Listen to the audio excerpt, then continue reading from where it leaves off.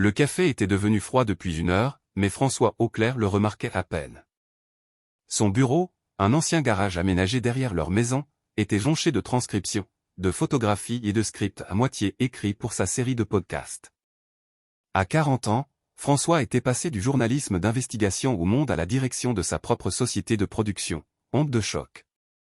Ce changement de carrière avait été l'idée d'Amélie, il y a 3 ans, à l'époque où elle le regardait encore comme s'il avait décroché la lune, et non comme un fardeau dont elle avait hérité. Son téléphone vibra. Un autre message d'Amélie. En retard. Maman a besoin d'aide pour les décorations de Noël. Tu peux aller chercher Théo à l'école? François jeta un coup d'œil au calendrier. 20 décembre. C'était la 4e fois cette semaine que Christiane Rochefort avait besoin d'aide pour quelque chose. Il répondit. Je m'en occupe. À ce soir. Le soleil d'hiver projetait de longues ombres sur la rue de cette banlieue chic de la région parisienne alors que François s'arrêtait devant l'école élémentaire Pasteur. Théo sortit du bâtiment, paraissant bien petit pour ses 7 ans, les épaules voûtées d'une manière qui serra le cœur de François. D'autres enfants passaient en courant, criant et riant, mais Théo marchait seul. « Salut, mon grand !» lança François en ouvrant la portière passager. Théo grimpa, son sac à dos presque aussi gros que lui. « Salut, papa. Comment s'est passée l'école? » Ça va. François menait des interviews depuis 15 ans. Il savait reconnaître une dérobade quand il en entendait une. « Qu'est-ce que vous avez fait en classe? Tu avais ce projet de bonhomme de neige, non? » La mâchoire de Théo se crispa, un geste si semblable à celui de François que c'était comme se regarder dans un miroir. Madame Patier a dit qu'il était bien. Je peux le voir? Je l'ai laissé là-bas, dit Théo en fixant la fenêtre. Pour l'exposition de la classe. François savait que son fils mentait. Il savait aussi que forcer la discussion dans la voiture n'aiderait pas. Ça te dit un chocolat chaud? Pour la première fois, le visage de Théo s'éclaira. C'est vrai. Juste nous deux? On peut aller chez Pierre. 20 minutes plus tard, ils étaient installés dans un box au fond de la brasserie Le Rallye, le genre d'endroit qui servait encore des plats du jour sur des nappes à carreaux. Théo entourait sa tasse de ses 2 mains, les guimauves fondant en tourbillons blancs. Papa. Commença Théo d'une voix basse. Est-ce qu'on va chez mamie Christiane pour Noël? C'est ce qui est prévu. Pourquoi?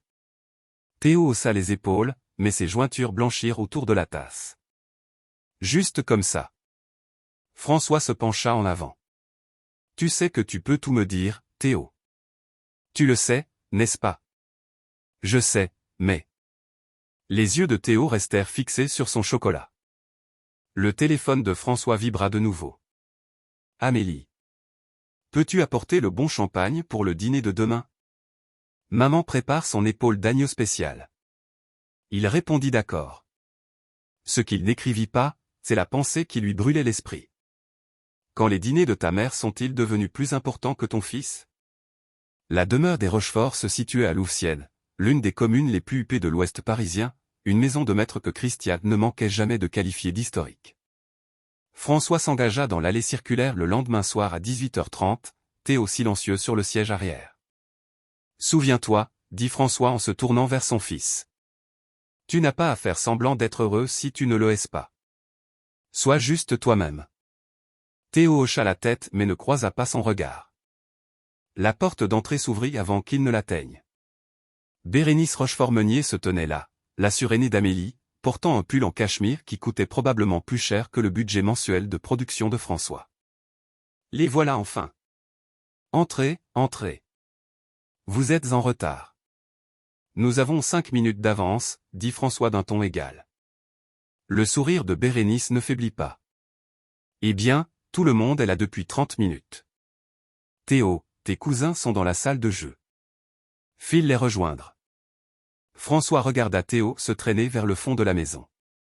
Les enfants de Bérénice, Mathilde, 9 ans, et Hugo, 6 ans, avaient déjà reçu plus de cadeaux de Noël cette semaine que Théo n'en aurait de toute l'année, si l'on en croyait les sacs de luxe qu'il avait vu Amélie cacher. Christiane Rochefort fit son entrée dans le hall, une flûte de champagne à la main, des diamants au cou captant la lumière du lustre. À 64 ans, elle entretenait son apparence avec la rigueur d'un général préparant une campagne. Tu as apporté du veuve Clicquot? Quelle délicate attention, bien que je doive dire que le ruinard s'accorde bien mieux avec l'agneau. Je m'en souviendrai, répondit François en lui tendant la bouteille. Hubert Rochefort apparut derrière sa femme, un homme de grande taille aux cheveux argentés, ayant l'allure de ceux habitués à être obéis. Il avait fait fortune dans l'immobilier commercial et ne laissait personne l'oublier. François, ravi de te voir. Amélie est en cuisine avec sa sœur. Le dîner se déroula comme d'habitude. Christiane menait la conversation au bout de la table, tel un chef d'orchestre. Hubert parlait affaires. Bérénice évoquait l'admission de Mathilde dans un stage d'été très sélectif. Marc Meunier, le mari de Bérénice, faisait des plaisanteries sans risque et riait aux anecdotes d'Hubert. Amélie était assise en face de François, et il l'étudia à la lumière des bougies. Ils s'étaient rencontrés 10 ans plus tôt, alors qu'il couvrait un reportage sur la rénovation urbaine et qu'elle était bénévole dans un centre social. Elle était passionnée alors, les yeux brillants, parlant de changer les choses. Aujourd'hui, elle portait des perles assorties à celles de sa mère et riait à des blagues qui n'étaient pas drôles. Théo semble bien silencieux ce soir, observa Christiane d'un ton suggérant que c'était la faute de François. Est-ce qu'il va bien? Il va très bien, répondit François. Juste fatigué par l'école. Mathilde n'est jamais fatiguée par l'école, intervint Bérénice. Bien sûr, elle est dans le programme pour enfants précoces. Ça la motive. François sentit la main d'Amélie sur son genou, sous la table. Un avertissement. Il prit une inspiration. En réalité, continua Christiane, j'ai l'intention de discuter de la scolarité de Théo avec vous deux. Bérénice a trouvé une tutrice merveilleuse. Très exclusive. Elle travaille avec des enfants surdoués, mais je pense que Théo pourrait bénéficier d'une attention particulière pour l'aider à rattraper son retard. Rattraper quel retard? Demanda François. Eh bien, par rapport à ses pairs, naturellement. On veut qu'il ait toutes les chances de son côté. Théo s'en sort très bien. Très bien, ce n'est pas l'excellence, François. Christiane but une gorgée de champagne. La famille Rochefort a des standards. Il a 7 ans. Précisément. Ce sont des années formatives. Nous ne voudrions pas qu'il reste sur le bord de la route. La pression de la main d'Amélie s'accentua. Quand il la regarda, elle fit un léger signe de tête négatif. Après le dîner, François trouva Théo dans la salle de jeu. Mathilde et Hugo construisaient un château élaboré avec des Legos neufs, le genre de boîte hors de prix. Théo était assis dans un coin avec un puzzle qui semblait avoir pris la poussière dans un placard pendant des années. Et mon pote, prêt à rentrer? On peut? Un espoir brilla dans les yeux de Théo. Dans quelques minutes. Maman veut dire au revoir à tout le monde. François traversa la maison, passant devant le mur de photos de famille. Il y avait des dizaines de portraits professionnels de Mathilde et Hugo, des photos de vacances, des clichés pris sur le vif. Théo apparaissait exactement sur 3 d'entre elles. Sa photo de naissance, une de son premier Noël et la photo de famille obligatoire de l'année dernière. Sur cette dernière, il se tenait au bord du cadre, légèrement flou. Il trouva Amélie dans la cuisine, aidant sa mère à emballer les restes.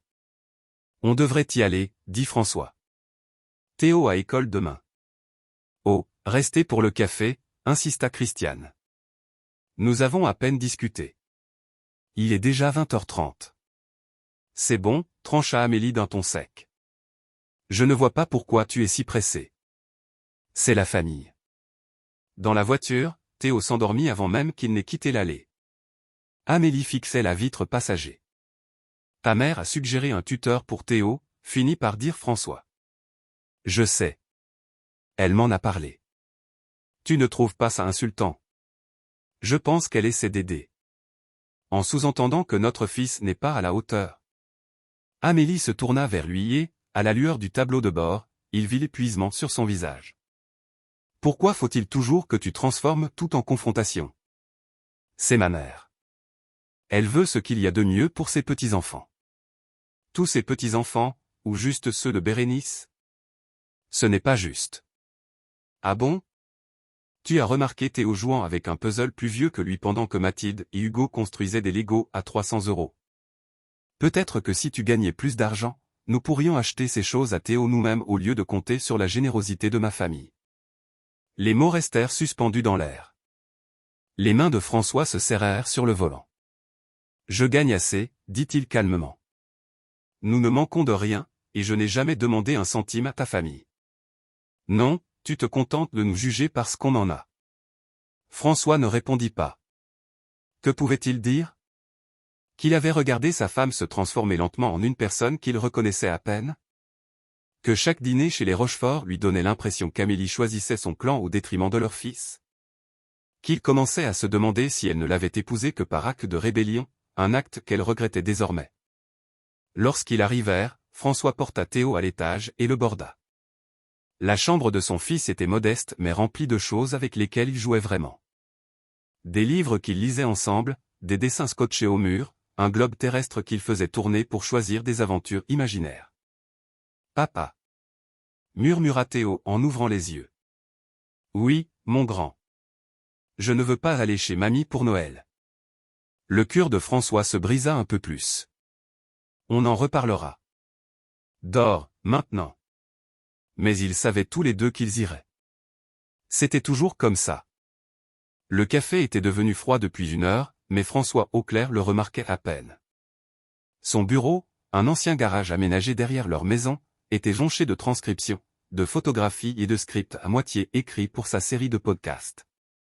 À 40 ans, François était passé du journalisme d'investigation au monde à la direction de sa propre société de production, Onde de choc.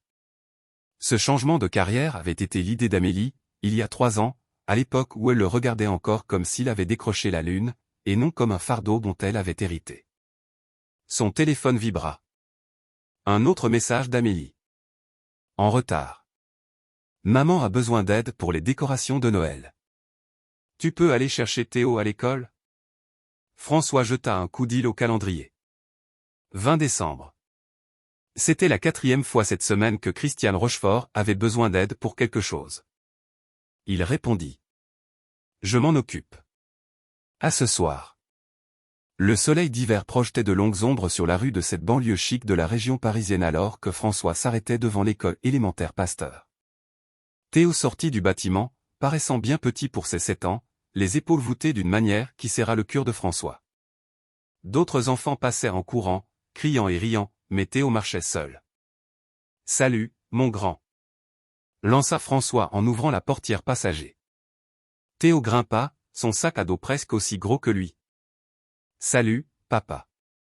Comment s'est passée l'école? » Ça va.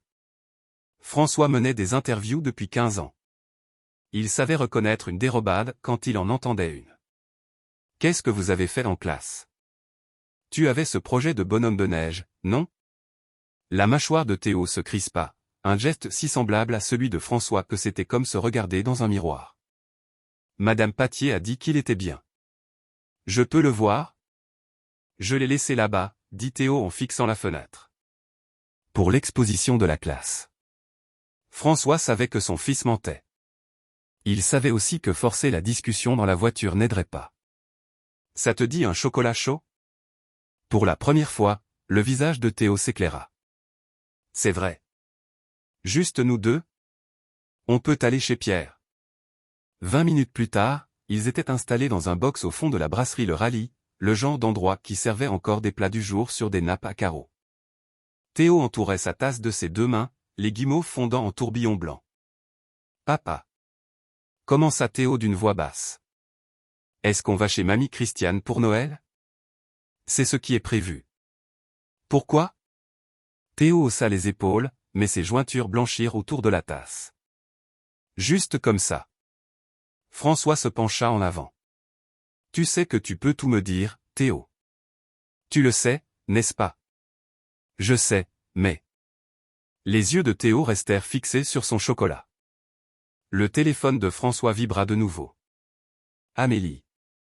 Peux-tu apporter le bon champagne pour le dîner de demain? Maman prépare son épaule d'agneau spécial. Il répondit d'accord. Ce qu'il n'écrivit pas, c'est la pensée qui lui brûlait l'esprit. Quand les dîners de ta mère sont-ils devenus plus importants que ton fils? La demeure des Rochefort se situait à Louvciennes, l'une des communes les plus huppées de l'ouest parisien, une maison de maître que Christiane ne manquait jamais de qualifier d'historique. François s'engagea dans l'allée circulaire le lendemain soir à 18h30, Théo silencieux sur le siège arrière. « Souviens-toi, » dit François en se tournant vers son fils. « Tu n'as pas à faire semblant d'être heureux si tu ne le es pas. Sois juste toi-même. » Théo hocha la tête mais ne croisa pas son regard. La porte d'entrée s'ouvrit avant qu'il ne l'atteigne. Bérénice Rochefort-Meunier se tenait là, la surénée d'Amélie, portant un pull en cachemire qui coûtait probablement plus cher que le budget mensuel de production de François. « Les voilà enfin. Entrez, entrez. Vous êtes en retard. Nous avons 5 minutes d'avance, dit François d'un ton égal. Le sourire de Bérénice ne faiblit pas. Eh bien, tout le monde est là depuis 30 minutes. Théo, tes cousins sont dans la salle de jeu. File les rejoindre. François regarda Théo se traîner vers le fond de la maison. Les enfants de Bérénice, Mathilde, 9 ans, et Hugo, 6 ans, avaient déjà reçu plus de cadeaux de Noël cette semaine que Théo n'en aurait de toute l'année, si l'on en croyait les sacs de luxe qu'il avait vu Amélie cacher. Christiane Rochefort fit son entrée dans le hall, une flûte de champagne à la main, des diamants au cou captant la lumière du lustre. À 64 ans, elle entretenait son apparence avec la rigueur d'un général préparant une campagne. « Tu as apporté du veuve Clicquot ? Quelle délicate attention, bien que je doive dire que le ruinard s'accorde bien mieux avec l'agneau. »« Je m'en souviendrai, » répondit François en lui tendant la bouteille. Hubert Rochefort apparut derrière sa femme, un homme de grande taille aux cheveux argentés, ayant l'allure de ceux habitués à être obéis. Il avait fait fortune dans l'immobilier commercial et ne laissait personne l'oublier. « François, ravi de te voir. » Amélie est en cuisine avec sa sœur. Le dîner se déroula comme d'habitude. Christiane menait la conversation au bout de la table, tel un chef d'orchestre. Hubert parlait affaires. Bérénice évoquait l'admission de Mathilde dans un stage d'été très sélectif. Marc Meunier, le mari de Bérénice, faisait des plaisanteries sans risque et riait aux anecdotes d'Hubert. Amélie était assise en face de François, et il l'étudia à la lumière des bougies. Ils s'étaient rencontrés 10 ans plus tôt, alors qu'il couvrait un reportage sur la rénovation urbaine et qu'elle était bénévole dans un centre social. Elle était passionnée alors, les yeux brillants, parlant de changer les choses. Aujourd'hui, elle portait des perles assorties à celles de sa mère et riait à des blagues qui n'étaient pas drôles. Théo semble bien silencieux ce soir, observa Christiane d'un ton suggérant que c'était la faute de François. Est-ce qu'il va bien ? Il va très bien, répondit François. Juste fatigué par l'école. Mathilde n'est jamais fatiguée par l'école, intervint Bérénice.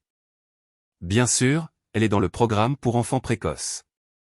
Ça la motive. François sentit la main d'Amélie sur son genou, sous la table.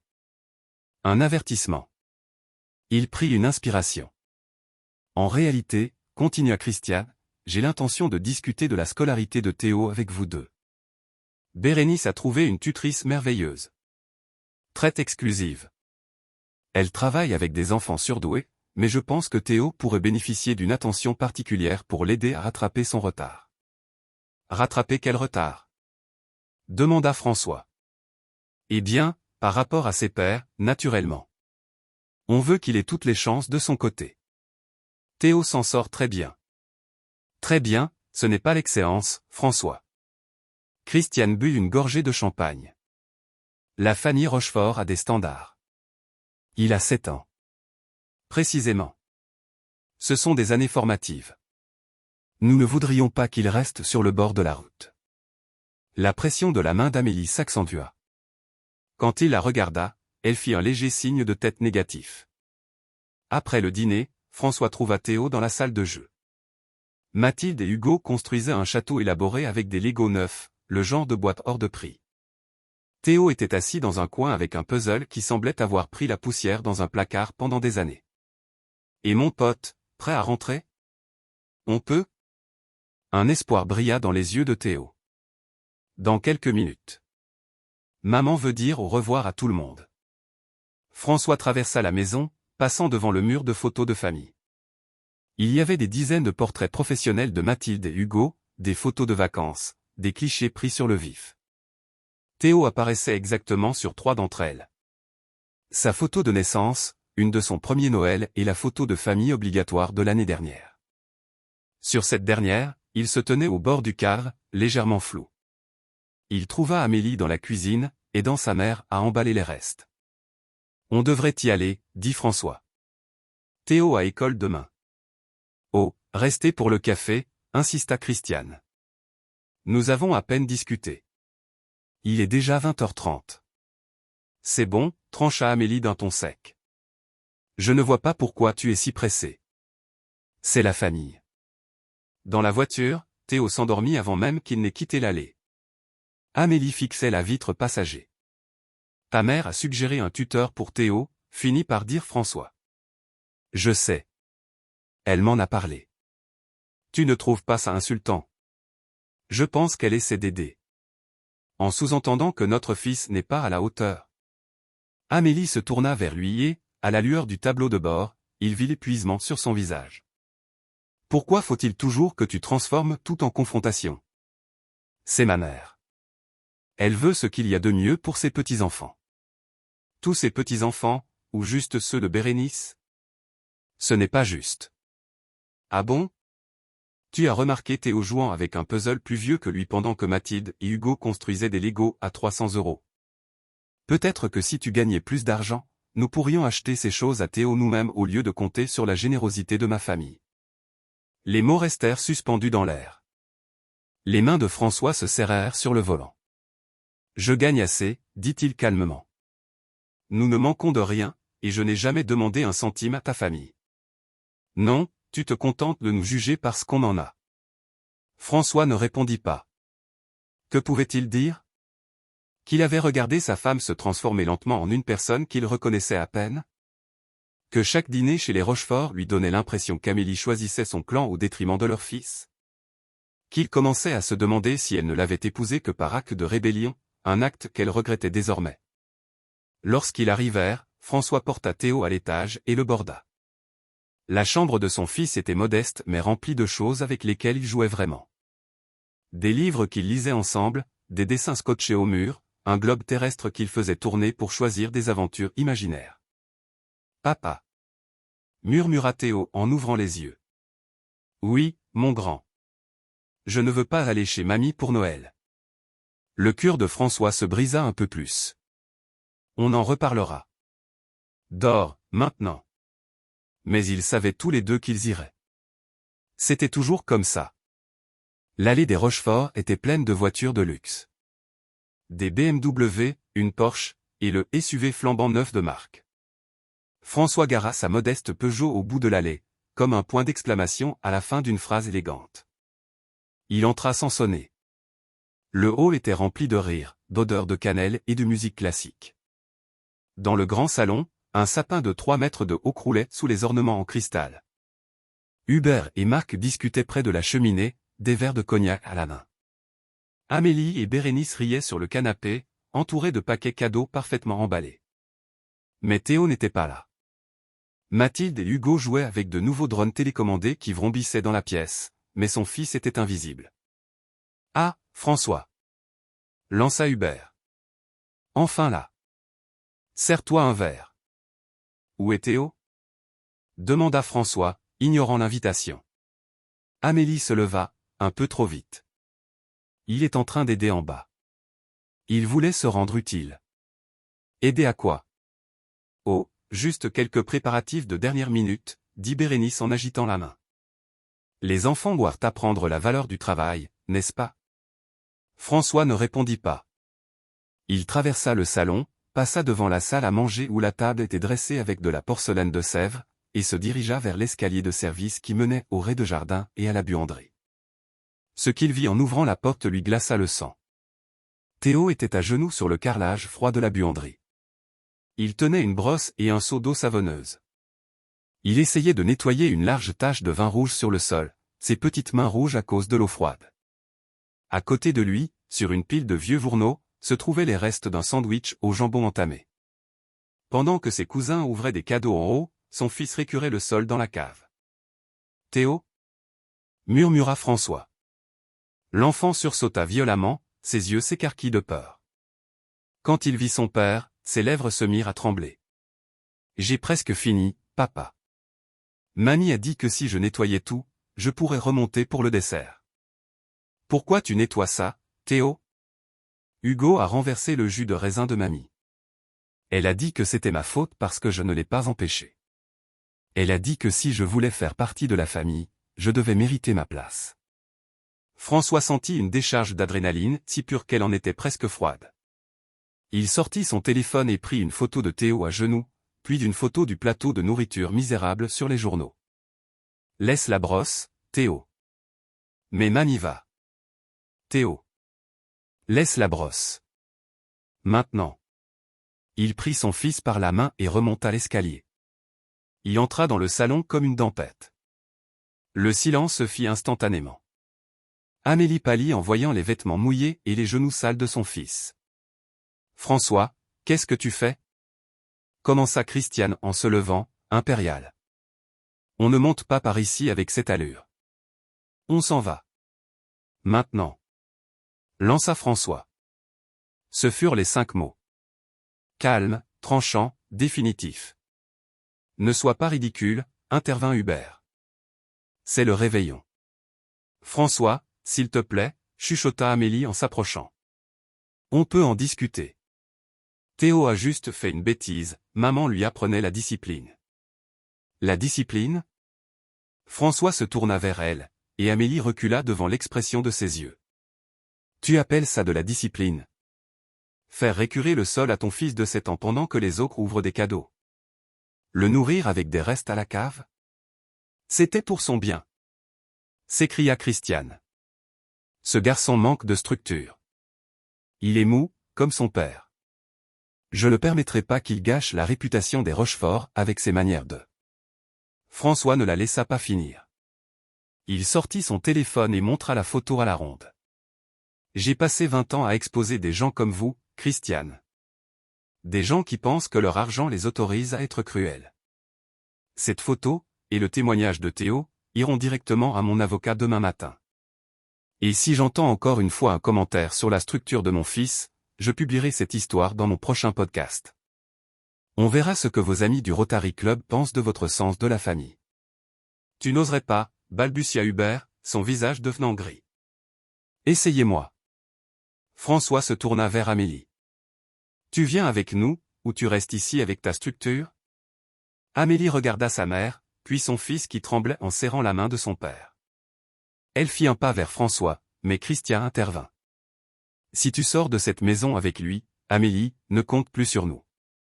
Ni pour le fonds fiduciaire, ni pour la maison, ni pour rien. Amélie s'arrêta. Ce moment de doute fut la réponse finale que François attendait. C'est bien ce que je pensais, dit-il avec une tristesse infinie. Il ramassa le manteau de Théo sur le fauteuil. Viens, mon grand. On va chez mamie Marguerite. Il y a des sablés à la cannelle et personne ne te demandera de mériter ton dîner. Ils sortirent sous la neige qui commençait à tomber. Dans la voiture, Théo ne pleurait plus. Il regardait les lumières de Noël défiler. Papa? Oui? Est-ce qu'on est encore une famille? François serra le volant, les larmes piquant enfin ses yeux. Toi et moi, Théo. On est une famille. Et c'est tout ce dont on a besoin. 6 mois plus tard. François était assis dans son nouveau bureau, un espace lumineux dans le 11e arrondissement. Sa série de podcasts Les Victoires méritées, traitant de la toxicité familiale et de la résilience, était en tête des classements sur Spotify France. Le divorce avait été rapide. Avec les preuves qu'il détenait et le témoignage de sa mère, François avait obtenu la garde principale de Théo. Amélie avait des droits de visite, mais elle passait la plupart de son temps à essayer de regagner les faveurs de ses parents, qui l'accusaient d'avoir mal géré la situation. On frappa à la porte. C'était une jeune femme d'une vingtaine d'années. « Monsieur Auclair ? Je suis l'étudiante qui vous a écrit. Clara. » Ah, Clara. Entrez. Vous vouliez me parler de votre mémoire sur le travail social. Oui. Et je voulais vous remercier. J'ai grandi dans une famille comme celle de votre fils. Personne n'est venu me chercher, moi. Voir que vous l'avez fait. Ça change tout pour des gens comme nous.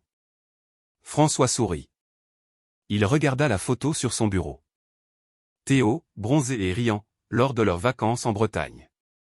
Pas de costume de luxe, juste un t-shirt sale de sable et un immense sourire. On ne sauve pas tout le monde, Clara. Mais on peut décider que le cycle s'arrête avec nous. Merci d'avoir écouté mon histoire jusqu'au bout.